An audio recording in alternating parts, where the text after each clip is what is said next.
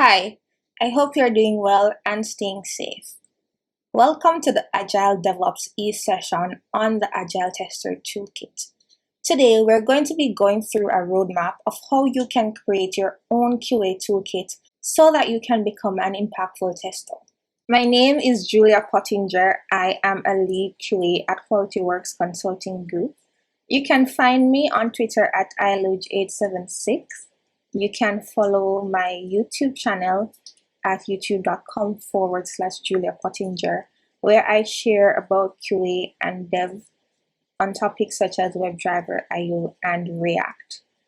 You can also follow my blog at juliapottinger.com and check out my course on Test Automation University, where I talk in depth about WebDriver, IO. Today, we're first going to talk about what are the qualities of an impactful QA.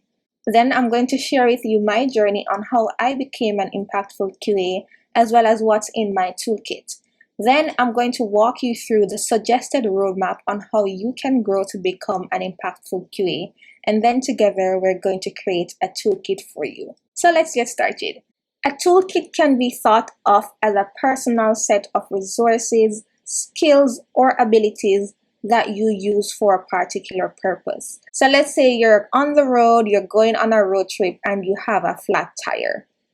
You would have your toolkit to fix that flat tire.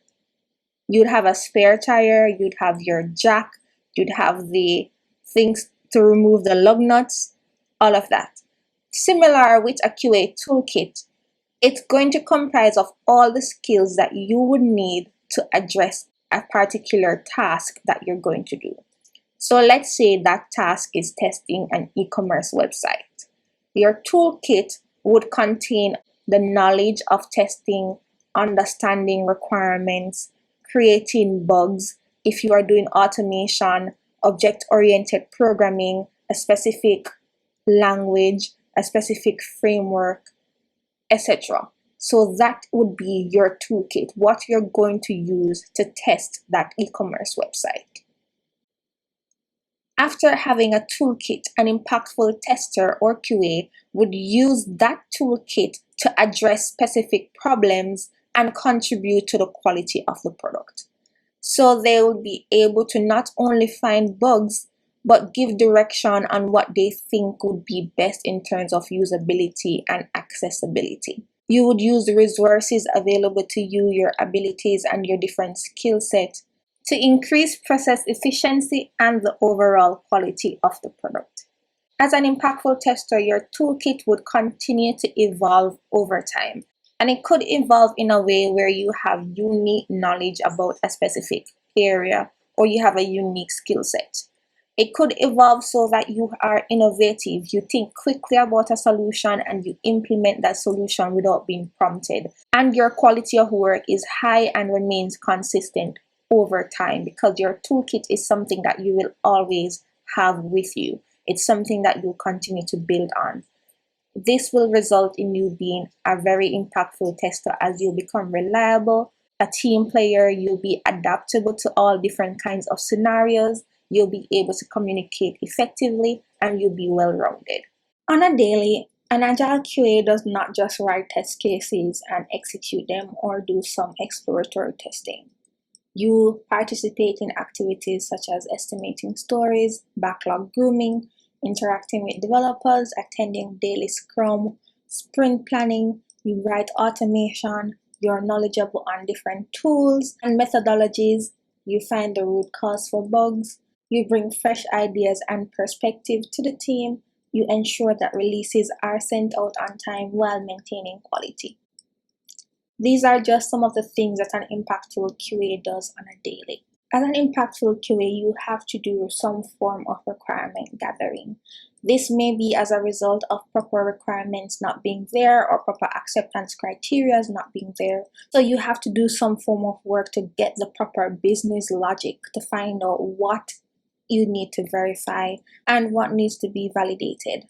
You do test planning so that you have some idea and direction of where you're going to go. Whether it is that you're going to do some exploratory testing and you identify the area that you're going to explore today, or you have a test suite with test cases and regression tests that you need to run and new features that you need to test.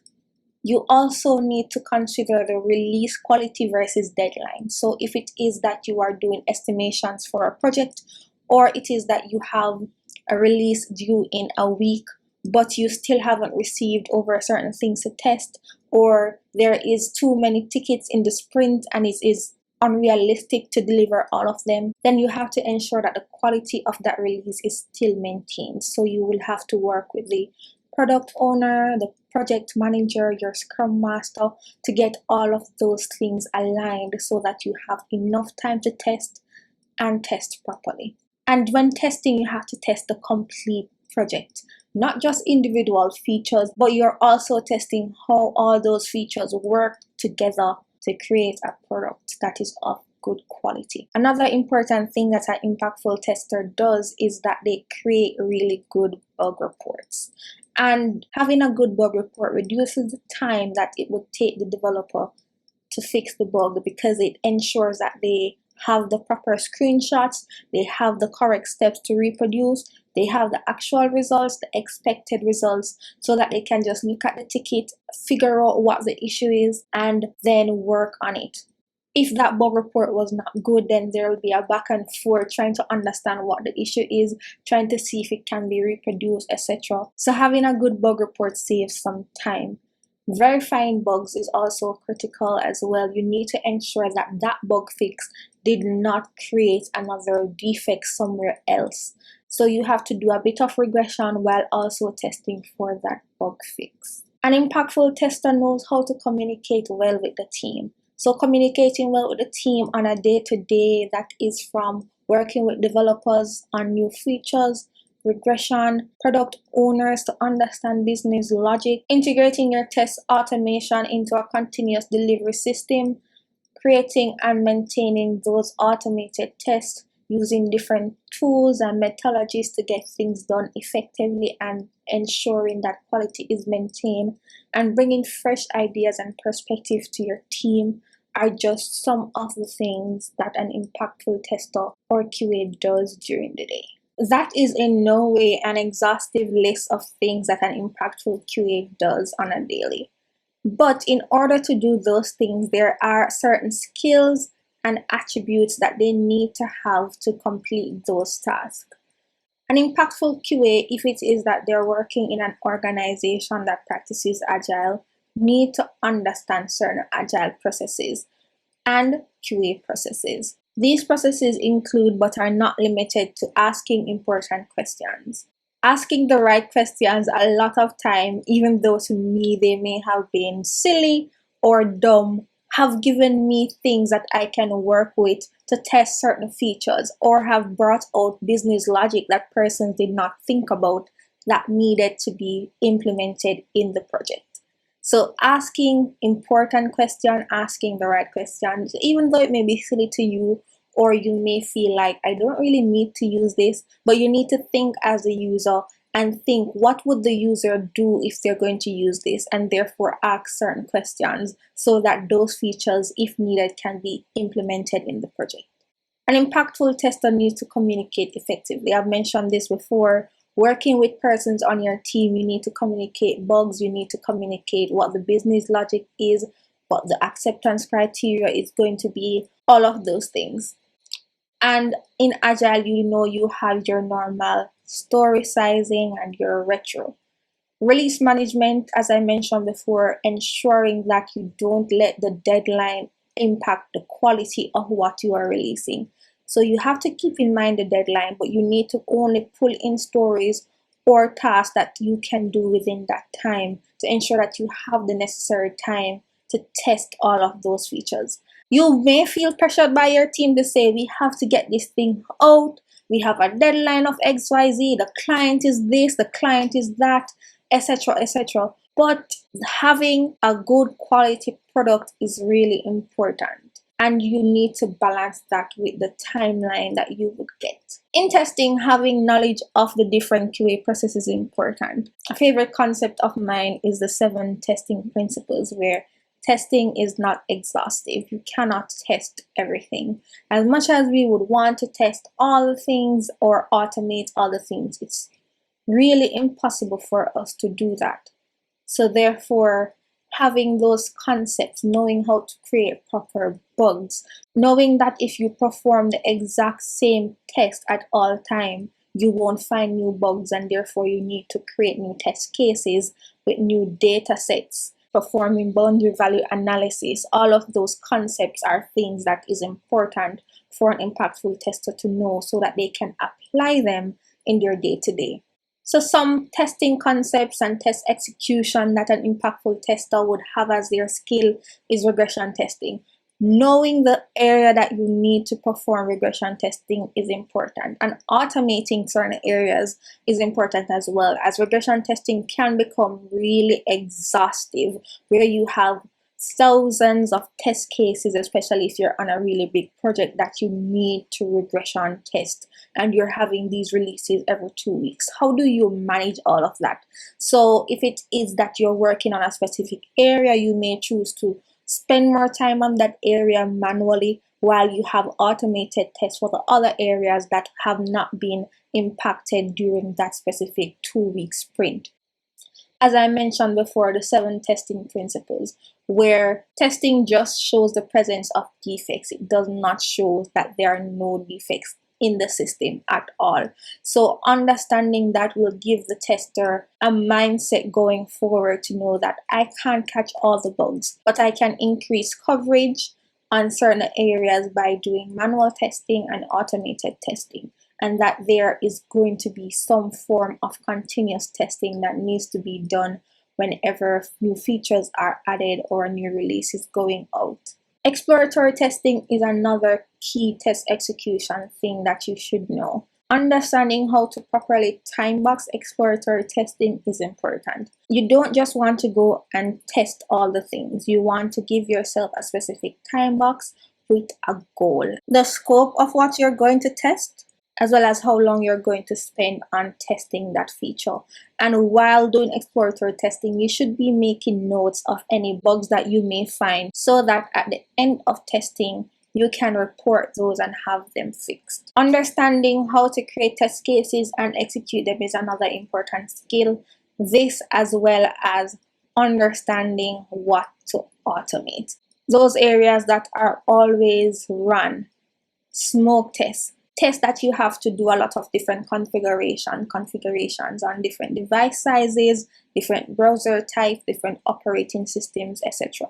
And in understanding what to automate, then it flows into doing test automation. With test automation, you need to understand first some object-oriented language so that you can create good, clean code. Sure, there are tools out there that you can do click and play, but they may be restrictive, and I personally prefer to write my own automation from scratch rather than using a plug and play tool, as I find it to be more effective. After knowing OOP, we can then learn about locator strategies, and we can go into areas such as creating our test automation framework. But we need to have a strategy. So knowing how to create a strategy is a very important skill. Knowing the why, what is the goal, knowing the who is going to be writing the automation, knowing the what are you going to automate, which is, as I mentioned before, the different test cases and the different things that you're going to automate. And having all of those automated tests in a continuous integration system. So whether it is that you're going to be using GitLab, or you're going to be using Circus CI, or you're going to be using Travis or Jenkins, understanding any one or all of those is a skill that an impactful QA has, as continuous integration can help you to save time and improve the quality of a software, so that when it is that a developer creates a new feature or whatever criteria you have is triggered, then your test will run and verify that there are no defects to be found based on the automated test that you have created. And lastly, test data generation and management is very important. How you manage the data that your test will need to run, how you create new data on each run, how you go to the different URLs and the different things that are in your system will help your test to be less flaky and more effective. An impactful tester also has a variety of other skills. These skills include clean code practices, Doing performance tests. If it is that someone has poor Wi-Fi, are they able to use your system? How long does it take for pages on your application to load? Can you handle 2 million users coming to your site at once? All of those things. Business logic, understanding and knowing the business logic, helping to document that business logic so that everyone on the team can know that business logic is important. And mobile automation, I use mobile automation with Appium and WebDriver IO. Doing mobile automation can help to save time as well and can help to give you a return on investment that test automation provides. Doing API testing and database testing to ensure that the data is correct, to ensure that everything from the unit to the integration to the UI level is working properly is a good skill that an impactful tester has. QAs do a lot. And as Stacy Kirk said in her talk on becoming a quality superhero, there's a lot that a tester does. QA are champions of quality. With all that we do, with the various skills that we have become the champions of the product having a certain quality. And we do that by being a champion for iterative improvement of tools, ensuring that we have the proper tools to do the work that we need to do. We are innovative. We create test automation frameworks. We integrate that into a CI/CD system. We are the heroes of discipline practices. We have a certain way that we write bug reports so that they're easily understood by everyone on the team, so that they're reproducible. We are transparent. We help everyone to understand the business logic and the features that are going to be implemented. We ensure that the user is considered. And we experiment through exploratory testing and trying new data sets and writing different test cases to test things that may not be immediately considered. She mentioned that some of the villains to these are limited resources and lack of trust by the organization and having a fear of failure. But once it is that we are learning and we are the heroes of experimenting and trying new things and we're passionate about our work and passionate about quality, then we can champion those things in our different workplaces. She also talked about us being the hero of people and culture.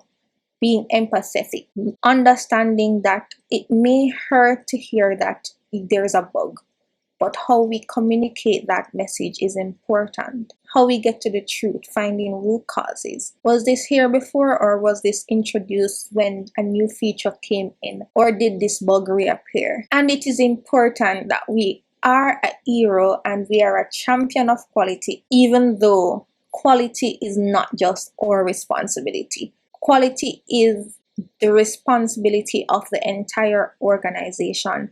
But regardless, we have to play our part in being that champion for quality. And we can do this through partnering with product on acceptance criteria, assisting the Scrum Master to get rid of blockers, guide quality-driven development, ensure that quality is at the forefront, not just time and deadlines, but the quality of the product, having the user in mind, and importantly, including security. So security testing, performance testing, accessibility testing, usability testing, all of those things we need to champion and work with other members of our team to ensure that they are implemented in the project properly. And by doing all of this, we are going to spark more heroes for quality. We're going to ignite and inspire and motivate our team to come together and work on a product that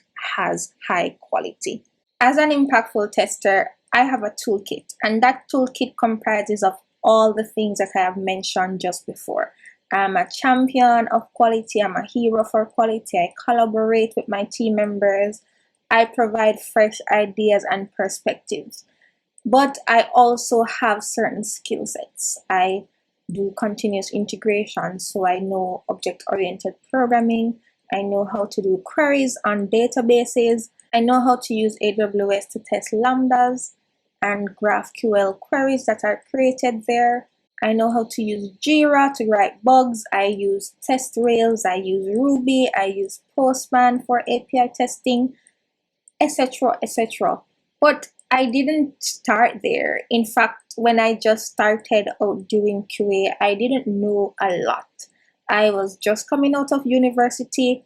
I wanted to be a developer. I was like, I'm going to code, and I didn't know testing. Yes, I was doing a bit of testing for my projects in university, but I had no idea that there was a job that you just tested and you did quality assurance. So the first thing that I had to do was create a list of objectives. I had to identify what I wanted to learn. I had to do a lot of research because I didn't know what it was out there. In this list, I identified all the different topics and areas that I would need to learn. Software testing principles, how to test, how to write proper bugs, what is Agile, how to do Agile, how to point stories, how to communicate properly, how to do test automation, and I had to set realistic expectations. How long was it going to take me to learn all of those things? It couldn't be a day, it couldn't be a week. It took me a long while to learn. It took me months to learn the foundation of testing. And I am still learning even now because you will never know everything. It's impossible to know everything. We are humans, there are things that we'll forget, but knowing how to Google is a really good skill to have. And once it is that you have a certain foundation, learning other things becomes much easier as you are just building on top of that foundation. The next thing that I did was dedicate time to learn. Trying to learn when it is that you have a lot of tasks doing is really difficult, and it makes learning take longer. I became frustrated when it is that I was doing all of this work without knowing how to do it properly while at the same time trying to learn. There are times though when learning on the job works, and that may be how some persons learn. But for me, I needed to spend time outside of what I was doing to learn. So I scheduled time. I got time from my employer. I took time after work just to learn and build that foundation. The next thing is that I used resources and mentors. There are persons out there that know a lot. They have already built their foundation, they already have their toolkit, and those persons create a lot of resources. There are free resources on YouTube, there are paid resources on Udemy, there's Test Automation University that you can use. There is a wide variety of things that you can use to learn. Use those resources. Don't try to do everything on your own. Use those resources, and then I did hands-on experience through the multiple projects that I have been on over time. So I've been doing QA going on 6 years, and I have been on a wide variety of projects.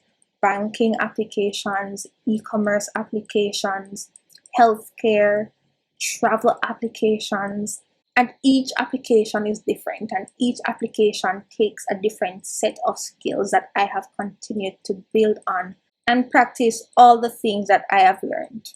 So when I did my first automated test in JavaScript, it was a failure. I was a Java girl. In university, all my projects were done in Java, while everyone else was maybe doing C or C Sharp. I was a Java champion. Java for me at the time was the way to go. Everything was better with Java. Java was it for me. So when I started working on QualityWorks, I was told that I would need to learn JavaScript. And there was a project that we were doing JavaScript test automation on. And I tried something, and this is what I did. It was horrible, very horrible. So I was doing a search feature. I was clicking on something, waiting for element visible.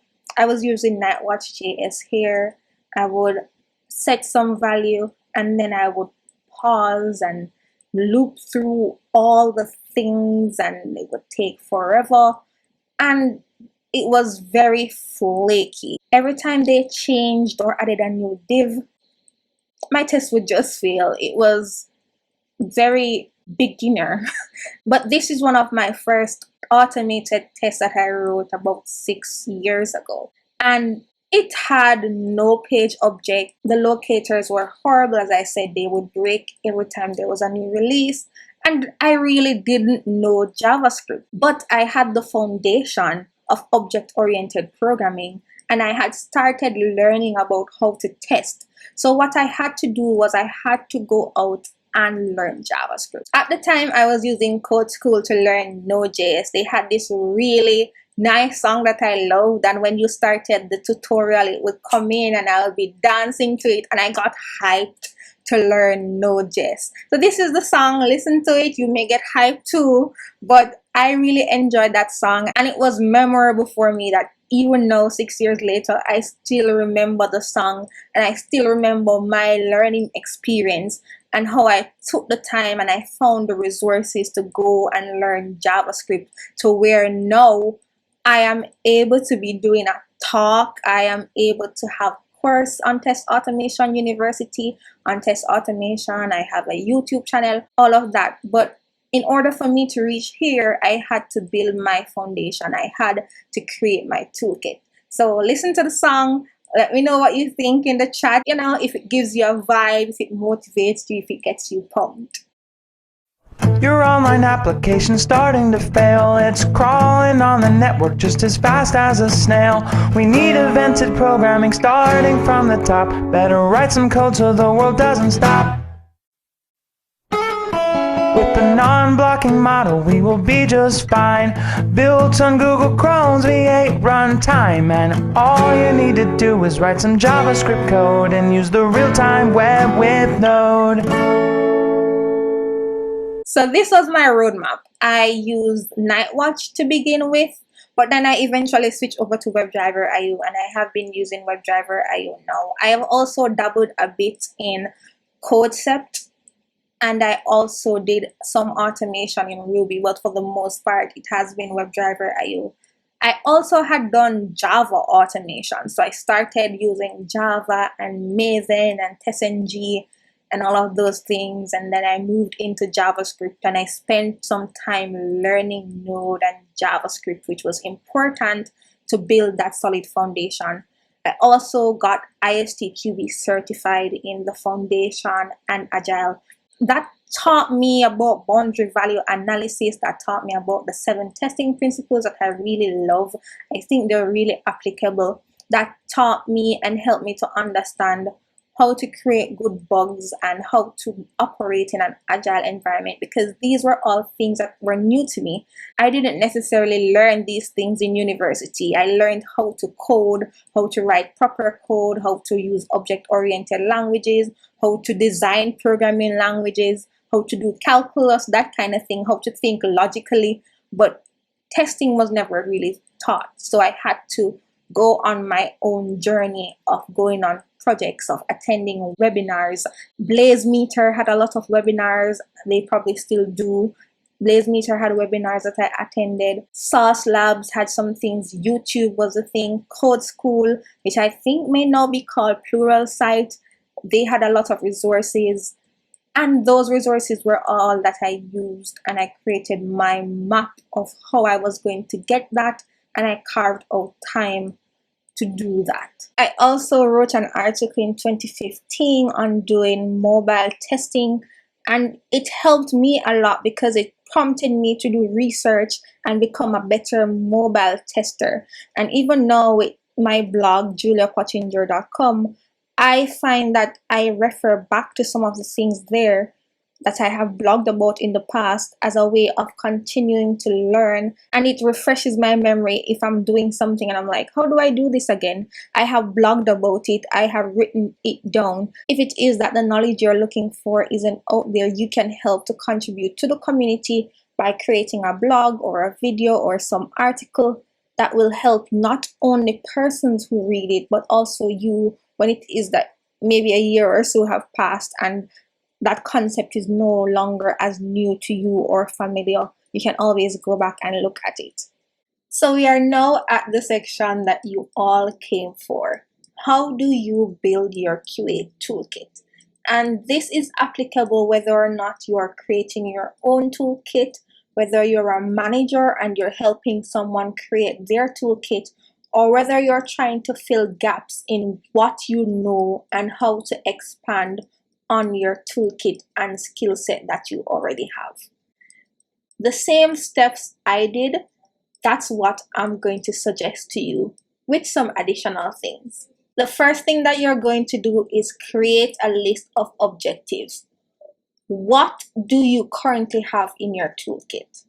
And where are the gaps? What exactly are you trying to learn?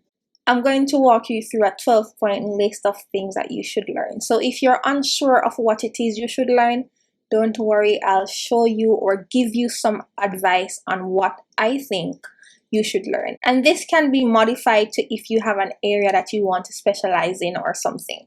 But first, identify what your objective is. After that, identify a timeline.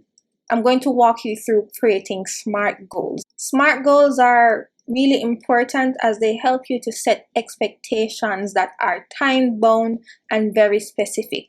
So set your expectations to know that you cannot learn everything and it will take some time to learn. The third thing is that you need to dedicate time to learn. If you're working for a company, talk to your manager or talk to someone that can give you time for training. Continuous learning is very important, and I encourage companies to give their employees time and resources to train and upskill. If that is not possible at the moment, then I encourage you to try to carve out some time.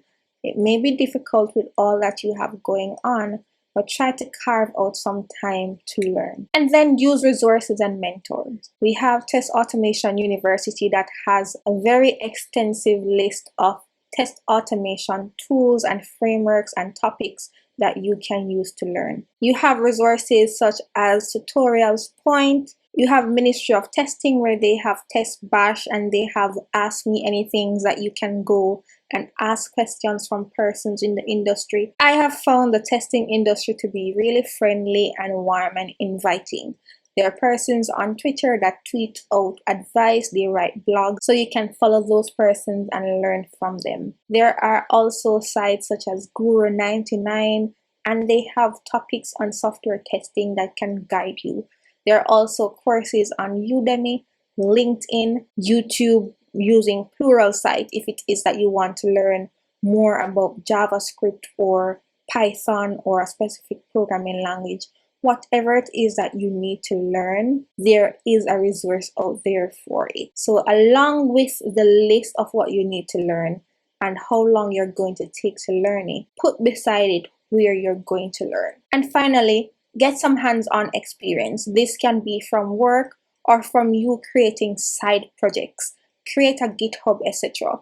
And I'll go a bit more into this when I walk you through the 12-step roadmap. The roadmap to creating your QA toolkit. The first thing that I suggest is to understand testing concepts. You need to know how to be a tester. You can start with ISTQB Foundation and Agile certifications or some equivalent of that. If it is that you don't have the money to get the certification, the material is free and you can spend some time reading through it and it can still be valuable to you. There are also courses on Udemy, LinkedIn Learning, YouTube for manual testing. So if you're not going to go the ISTQB route, the second advice is that you find another route to learning manual testing. The concepts of manual testing, what it is that you should be looking for, the tester's mindset, how does testing fall into the software development life cycle, all of that. Really important for you to know that foundation. The third thing is that you need to learn about test case creation, how to create a proper test case. A test case should be testing one specific thing. How do you write proper steps to execute? And then how do you create a proper plan? This can be for manual testing or an automation strategy and plan. That is important based on the organization that you're going to be working for. This would be a requirement as well. So learn that and learn how to properly execute a test, how to do exploratory testing, how to look for certain things, how to think like a user, how to find bugs, how to properly report those bugs. The fourth thing that I will suggest is that you learn how to do root cause identification. And this feeds into bug creation. When it is that you're testing, sometimes you may have seen the bug before, or you may have an idea of what's causing the bug based on the steps that you took to reproduce it. So that root cause should also be included in your bug report. So after you've learned all the testing concepts and you've understood Agile and how testing falls into the software development lifecycle, you want to focus on doing some test automation. The fifth thing to learn is an object-oriented programming language. By learning a programming language, specifically an object-oriented one, you learn about encapsulation, abstraction, inheritance, and polymorphism, which is a foundation that can be applied across many different programming languages. You'll also learn how to debug code. That's very important, that when you get errors in your code, you're able to properly read the error message and understand the error and then fix it. After you are comfortable writing code in a specific language and you understand certain concepts and you can write clean code, the sixth thing is to pick a specific framework that you want to use. So if you're doing Java, then that would probably be Selenium WebDriver. If it is that you're doing JavaScript, there are a lot of different frameworks that you can use. You have WebDriver.io, you have Cypress, you have Protractor, you have Nightwatch, etc. So choose based on where you want to go, what you see your path being, and you don't have to choose one, you can choose multiple, but start with one and then build on it. After you have identified the language and the framework, and you have become comfortable in writing tests on that framework, you now need to showcase yourself. And you can do this by creating a portfolio with web and mobile automation. You want to create one with web browser automation because this is very much sought after. And you should have full scenarios like check out multiple pages. And there are a lot of sites that you can practice on. One that I use is the Internet Aruka app. Mobile automation is important. You can use Appium for that. And that allows you to test on both iOS and Android apps. After you have done that, you want to understand API testing. API testing can be done manually using Postman and other tools. You can also automate your APIs. So once it is that you have understood different calls for API, the get, the delete, the update, different types of API, REST APIs, GraphQL, all of that, and how to use it, then I would suggest that you now turn to automating those APIs and add it to your portfolio as well. The ninth thing that I want to suggest is understanding SQL and databases. By the time you reach this step, you should understand how to do manual testing properly and effectively. You should also understand one or more programming languages. You should also be able to write mobile automation, web automation, and understand APIs. So when it is that we talk about SQL and queries, you need to know how to create those queries to verify data. SQL queries is very important and it can be expensive. So decide how deep you want to go into that, but it is a good skill to know and have.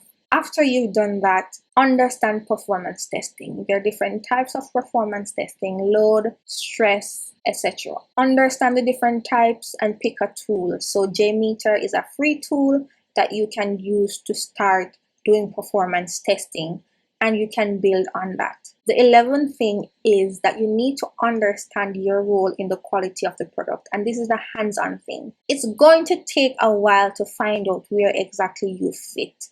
And this is going to change from team to team. But once it is that you have from 1 to 10, which are really great foundations and solid skills to have in your toolkit, then 11 will just flow in. You'll be knowledgeable on how to create things that are asked of you, and you'll find confidence and be able to give your input and generate new ideas and give suggestions and make calls and become a champion of quality for the product. And lastly, be innovative. You have ideas that you want to bring to life. You have suggestions on things that can be improved. Speak up, implement those suggestions. This is a lot of things to accomplish and do. You may be wondering how you can do that. I would suggest to you to create SMART goals. And SMART goals are goals that are specific. It should be a specific thing that you want to achieve. And as you look on the goal, you're able to identify what that thing is. It should be measurable.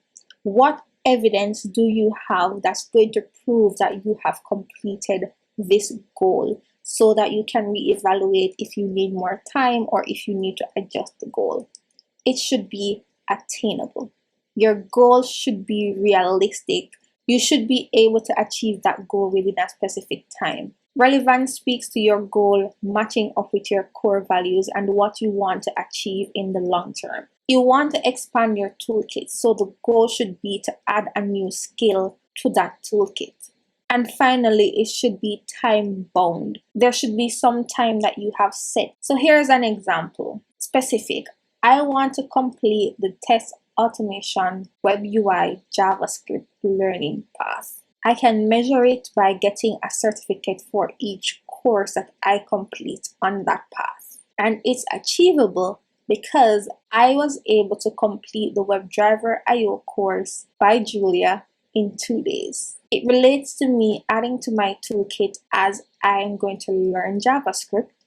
I'll be able to create automated tests using WebDriver IO, Cypress, Nightwatch, as well as do visual regression and performance testing. Those are all things that I want to add to my toolkit. And I'm giving myself 2 months. Now, this may be a bit big, so you can cut it down to learn a specific course or to learn a specific concept. With all of that, you may still be daunted, but remember, you can't know everything and it's going to take time to learn. I want to tell you this proverb. It's a Jamaican proverb and it says, one cocoa full basket. One cocoa full basket. And this means do not expect success overnight. Do not expect to complete everything at once. Success and achieving things takes time. And the next one, which is a favorite of mine, is every mickle make a muckle. Every mickle makes a muckle. And this means small things, when combined one by one, can have a very big effect. So you're combining learning testing concepts. You're combining learning how to create test cases. You're combining learning JavaScript or Java. You're combining learning how to do performance testing. Those are your mickles, your things that you're going to put together to create your muckle, which is your big, nice QA toolkit. You can think of this proverb as being similar to the journey of 1,000 miles begins with a single step. Just start. And most importantly, celebrate your wins. It can be demotivating when you have a long list of things that you want to achieve and it's taking time and all of that. Every small thing that you accomplish, celebrate your win. You have put in the time, the effort, and you deserve to celebrate. You can celebrate in many different ways. Whatever you do, celebrate your wins. So how does improving your toolkit help you? The first thing is that it will position you for a promotion. What I did was I created a career plan along with my manager on the things that I wanted to learn and my journey to getting promoted, getting a pay increase. So you set your goal, work with your manager to create that career plan, highlight the things that you're going to be adding to your toolkit, and create those goals or deliverables around them so that you can now become a QA consultant 1 or QA consultant 2. Then you move to a senior, whatever your organization chart is. You move up once it is that you've gained that experience and have a more complete toolkit. Julia Evans has this what to talk about in one-on-ones that I find to be really useful. It's stuff that I do with the persons that I lead.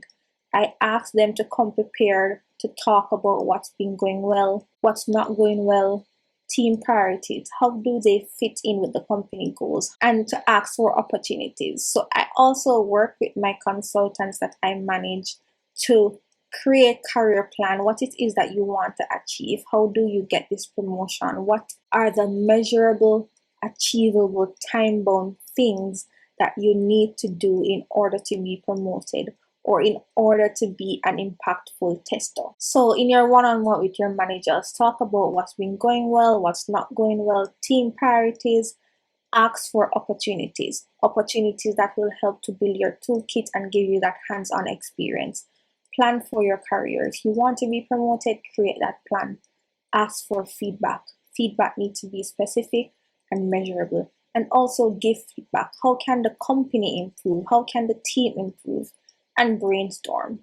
Your manager who would have more experience in certain things, they can perhaps be your mentor. And ask for resources. As I mentioned before, carve out the time to learn and ask for that time. With all of this, in order to get that promotion and that time for training, you need to advocate for yourself.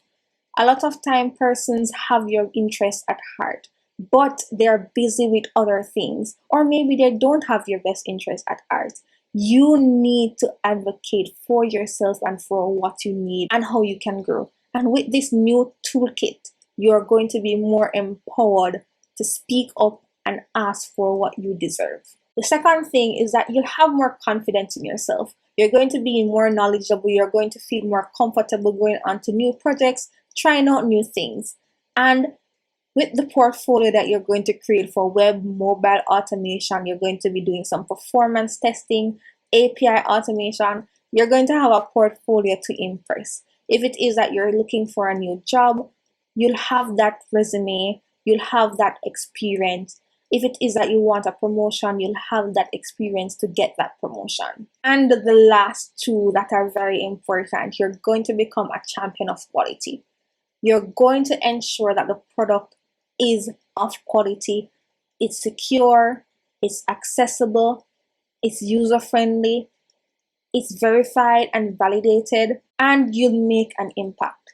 With all of these amazing things in your toolkit, you'll definitely make an impact, you'll shine, and you'll be awesome. I believe in you. I believe that you can do this. You got this. So go for it and make an impact. Thank you so much for joining me today. I hope that you have been inspired and motivated, and you have all the things that you now need to create your own roadmap and start that journey on improving and adding to your QA toolkit. Let's stay connected. You can find me on Twitter at iluge876. Subscribe to my YouTube channel at youtube.com/Julia Pottinger. If it is that you're interested in working with me or QualityWorks, you can send an email to jpottinger@qualityworkscg.com. And check out my blog where I talk about topics like these and test automation and a bit of development at juliapottinger.com. Do enjoy the rest of your day. Bye.